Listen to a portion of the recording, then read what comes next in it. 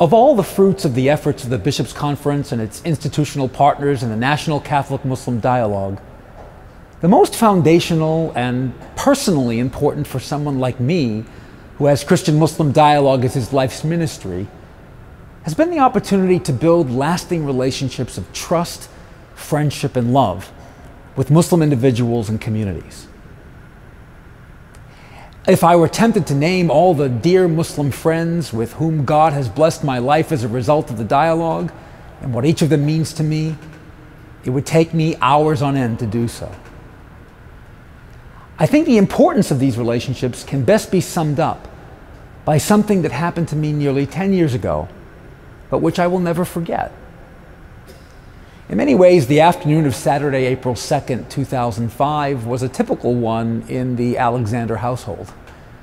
My wife was out running errands, my son was working on a history paper, and I had taken a break from writing to check my email. It was a little after 2:30 in the afternoon Central Time when I received a message from a Muslim colleague on my email. His message was one of condolences and deep sympathy on the occasion of the death of Pope St. John Paul II. At the time, I thought nothing of the significance of the fact that the first news of the Pope's passing reached me, a lifelong Roman Catholic, via the heartfelt concern of a Muslim.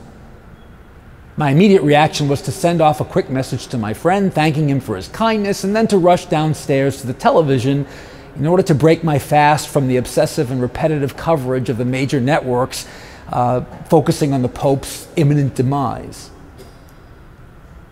I was able to watch barely 10 minutes of the news coverage about the Pope's death before it started. It began slowly, like a trickle, and soon grew into a flood.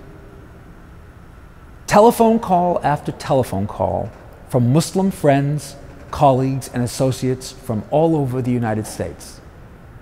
Some were calling as individuals, and some were representing important regional and national Muslim organizations.